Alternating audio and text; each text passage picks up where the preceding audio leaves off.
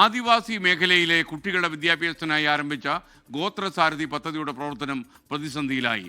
അധ്യയന വർഷം ആരംഭിച്ച് ഇതുവരെയും പദ്ധതിയുടെ ഭാഗമായ ഡ്രൈവർമാർക്ക് ട്രൈബൽ ഡിപ്പാർട്ട്മെന്റ് പണം കൈമാറിയിട്ടില്ല. പദ്ധതി നിലച്ചാൽ സംസ്ഥാനത്തെ ലക്ഷക്കണക്കിന് വിദ്യാർത്ഥികളുടെ വിദ്യാഭ്യാസമാണ് മുടങ്ങിപ്പോവുക.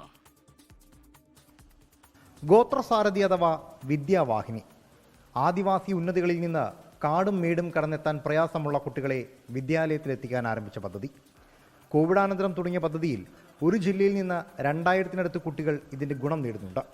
എന്നാൽ ഇവരെ എത്തിക്കുന്ന സാരഥിയുടെ ഗതി നേരെ തിരിച്ചാണ്. ഈ അധ്യയന വർഷത്തിൽ ഇതുവരെ സാരഥികൾക്ക് പണം കൈമാറിയിട്ടില്ല.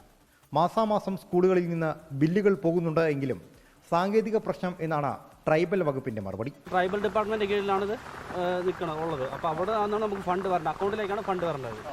ഒരു 4 മാസമായിട്ട് നമുക്കത് കിട്ടിയിട്ടില്ല. ട്രൈബൽ ഓഫീസിൽ നിന്നിട്ടാണ് ചോദിക്കുന്നത്. അപ്പോൾ അവർ പറഞ്ഞു വെച്ചാൽ ഒരു ഫണ്ട് വന്നിട്ടില്ല എന്നാണ് പറഞ്ഞത്. ഫണ്ടില്ല എന്നാണ് അവർ പറഞ്ഞത്. നമ്മൾ ചെയ്യുന്നത് വെച്ചാൽ പല സ്ഥലത്ത് നിങ്ങൾ കടമെടുത്തിട്ടും പലിശയ്ക്ക് എടുത്തിട്ടൊക്കെയാണ് ചെയ്യണം. അതിൻ്റെ തിരിച്ചു കൊടുക്കാൻ പോലും പറ്റാതെ ഇപ്പോൾ കുടിശ്ശയായി. പിന്നെ എല്ലാ വണ്ടിക്കും ഫൈനാൻസ് ഉണ്ട്, CC ഇട്ടിട്ടാണ് ഓടുന്നത്. അപ്പോൾ 3 മാസം പെൻഡിങ് ആയി, 2 മാസമായിട്ടൊക്കെ പെൻഡിങ് ആണ്. അപ്പോൾ നമുക്ക് കിട്ടിക്കഴിഞ്ഞാൽ ചെറിയ കടങ്ങളായാലും കൊടുക്കാനും പറ്റുള്ളൂ, വണ്ടിയുടെ മെയിൻ്റനൻസ് നടക്കത്തുള്ളൂ. ഇടുക്കി ജില്ലയിൽ മാത്രം 25-ലേറെ വാഹനങ്ങളാണ് ഗോത്രസാരഥിക്കായി ഓടുന്നത്. പട്ടികവർഗ വിഭാഗത്തിൽ നിന്ന് ജീപ്പുള്ളവരെ മുൻഗണനയോടെ പരിഗണിച്ച് അവർക്കും വരുമാന മാർഗം എന്നതായിരുന്നു ലക്ഷ്യം. പക്ഷേ കിട്ടാക്കടം ഈ വർഷം മാത്രം ഒരാൾക്ക് 1.5 ലക്ഷത്തിനടുത്താണ്. കഴിഞ്ഞ വർഷത്തെ കുടിശ്ശിക തീർക്കാൻ മാത്രമേ പണം തികഞ്ഞിട്ടുള്ളൂ എന്ന് ട്രൈബൽ വകുപ്പും. കാടും മലയും കടന്നു പോകുന്ന ബുദ്ധിമുട്ടും വാഹനത്തിന്റെ അറ്റകുറ്റപ്പണിയുമായതോടെ ജീപ്പ് ഉടമകളുടെ ഉപജീവന മാർഗവും പ്രതിസന്ധിയിലാണ്. കുട്ടികളുടെ പഠനം എന്ന് കരുതി നാളിതുവരെ ഇവർ സഹകരിച്ചു.